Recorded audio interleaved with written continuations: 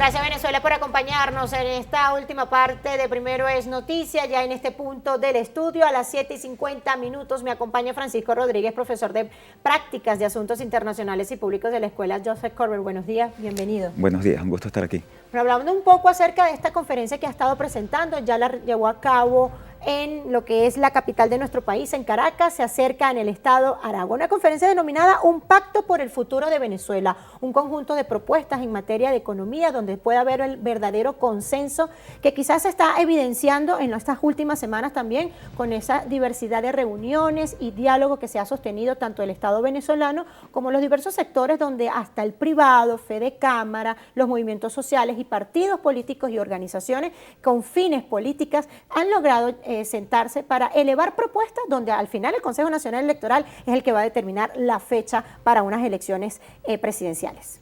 Sí. Lo que estamos buscando es propiciar una discusión que no esté centrada en los aspectos políticos. Los aspectos políticos, los aspectos electorales, por ejemplo, son relevantes y las agrupaciones políticas tienen mucho interés en ellos, pero hay una serie de problemas mucho más urgentes, mucho más relevantes para la mayoría de los venezolanos, que tienen que ver con la capacidad adquisitiva del salario, tienen que ver con cómo recuperamos nuestra economía. Entonces, lo que nosotros estamos buscando es propiciar una discusión que esté centrada en estos problemas de la gente. Por ejemplo, se habla del tema de los acuerdos de Barbados, se habla del tema electoral, pero hay otra serie de acuerdos que se firmaron en Barbados, incluso antes de Barbados, en México, que no se han cumplido.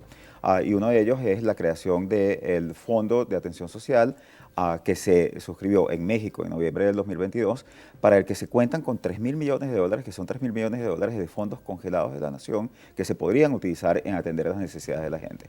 ¿Por qué es que las partes del conflicto político no han adelantado este proceso?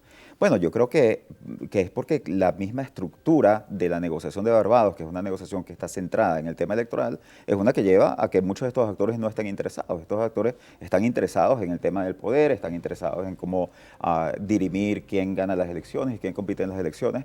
Pero aquí tiene que haber una discusión que sea una discusión sobre los puntos comunes, los que podemos llegar de acuerdo como país, que tengan que ver con atender las necesidades de la gente. Y esa nosotros planteamos que es una discusión que tiene que surgir desde la sociedad civil. Los actores políticos, partidistas, no son muchas veces los principales interesados y en todo caso deberían ser participantes secundarios. Aquí lo que deberíamos tener es una discusión robusta, no llevada a cabo en los espacios políticos ni por los espacios políticos, pero que sí incluya a los sectores sindicales, a los sectores empresariales, a las organizaciones de la sociedad civil, a todas las fuerzas vivas de la sociedad para tratar de buscar consensos con respecto a qué es lo que tenemos que hacer para recuperar la economía venezolana, para recuperar la capacidad adquisitiva del salario y para atender los problemas más urgentes, en particular de los grupos vulnerables de nuestra población. Profesor, ¿y no considera usted que quizás el primer panorama o el primer paso es consolidar lo que es el reconocimiento y la estabilidad política para que posteriormente pueda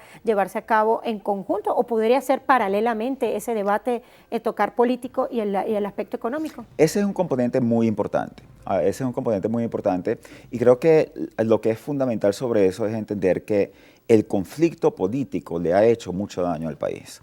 Nosotros hemos tenido este problema de reconocimiento de gobierno, de reconocimiento de las instituciones, en los cuales tú has tenido a dos grupos confrontados. Muchas veces estos grupos han tomado decisiones que son decisiones que no han sido positivas, que han sido claramente negativas para la economía nacional y que han afectado a los venezolanos.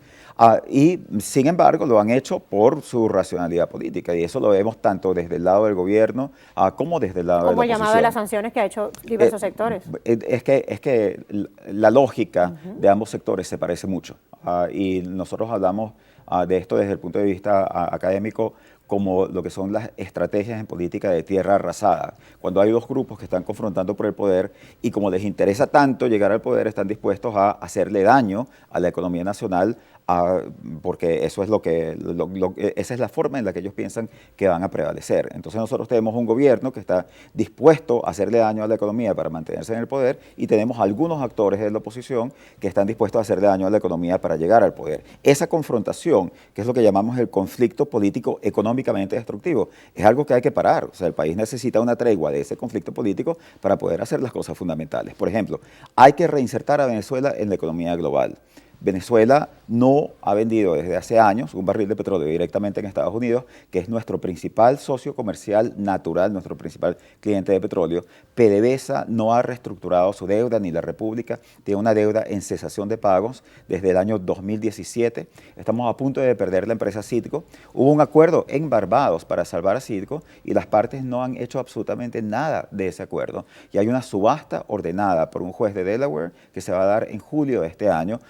Y si eso llega, efectivamente el país va a perder a la compañía. Entonces nosotros necesitamos acuerdos que estén centrados en resolver estos problemas. ¿Cómo puede ser que no podemos ponernos de acuerdo para salvar a Citgo? ¿Cómo puede ser que... Mira, Venezuela tuvo, por ejemplo, en el 2021, el Fondo Monetario Internacional emitió 610.000 millones de dólares en derechos especiales de giro, de los cuales 5.000 millones de dólares le corresponden a Venezuela. Y Venezuela fue el único país, y eso fue para atender la pandemia del coronavirus, Venezuela fue el único país que no pudo utilizar ese dinero. ¿Por qué? Porque el Fondo Monetario Internacional no sabía a qué gobierno reconocer y no tomó una decisión sobre qué gobierno reconocer y por lo tanto no permitió que se desembolsase el dinero. Entonces, ¿por qué es que esto no está en el centro de la discusión?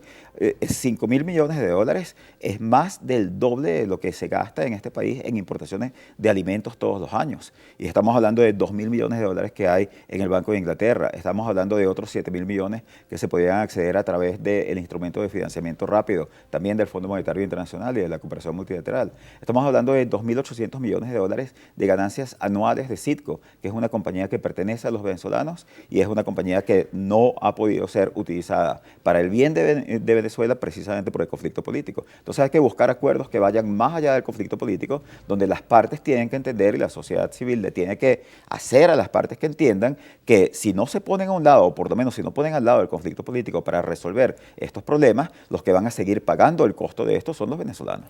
Usted hablaba de lo que es importante lograr la estabilidad económica que se ha evidenciado, pues quizás algunos esfuerzos que ha implementado el Estado venezolano. Las flexibilizaciones de las sanciones han permitido ciertos aires, sin embargo está esa amenaza constante por parte de los Estados Unidos indicando que si no se llegan los acuerdos, porque vuelve a ser el tema político lo principal.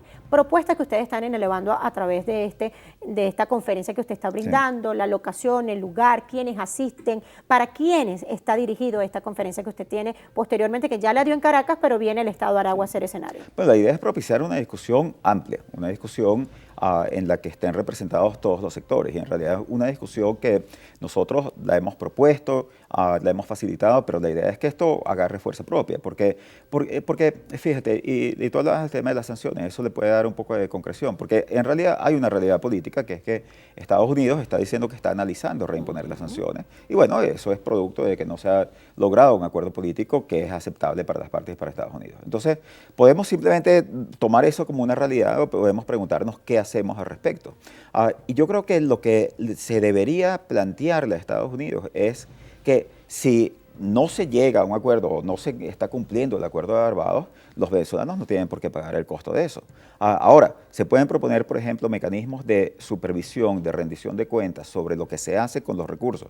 Por ejemplo, que las Naciones Unidas esté involucrada en la supervisión, el monitoreo, darle transparencia a la ejecución de esos recursos en inversiones que vayan dirigidas a atender problemas de la gente. Por ejemplo, a fortalecer los programas de seguridad alimentaria, a la inversión en servicios públicos, en electricidad y agua, que sean llevados a cabo a través de los gobiernos locales, de los gobiernos regionales, estatales y municipales, por ejemplo, a través del Consejo Federal de Gobierno, y que eso permita hacer un planteamiento que le haga la sociedad civil a Estados Unidos para decir, en vez de, o dado que han tomado una decisión de revisar el régimen de sanciones, en vez de volver a ponerle sanciones a Venezuela, que lo que va a hacer es que Venezuela tenga menos ingresos petroleros y que volvamos a entrar en una recesión económica, porque lo que hacemos no es crear mecanismos para que estos recursos vayan dirigidos a atender las necesidades de la gente.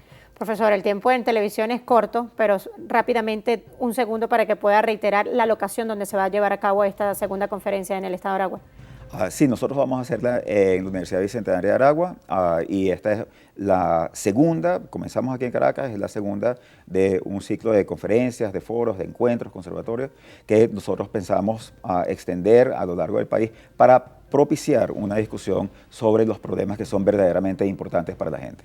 Muchísimas gracias por acompañarnos en el Gracias a ti. día de hoy en Primeros Noticias. Francisco Rodríguez, profesor de Prácticas de Asuntos Internacionales y Públicos de la Escuela Joseph Corbel. Hay que agradecerles a clase 91.5 en el estado Aragua, que ha estado sintonizada, por supuesto, transmitiendo para ustedes Primeros Noticias, al igual que Latina 102.1 en el eje de Guarenas, Guatires y Barlovento, hasta el distribuidor metropolitano. Me corresponde ponerle punto final a esta emisión. Venezuela, tengan bonitos jueves.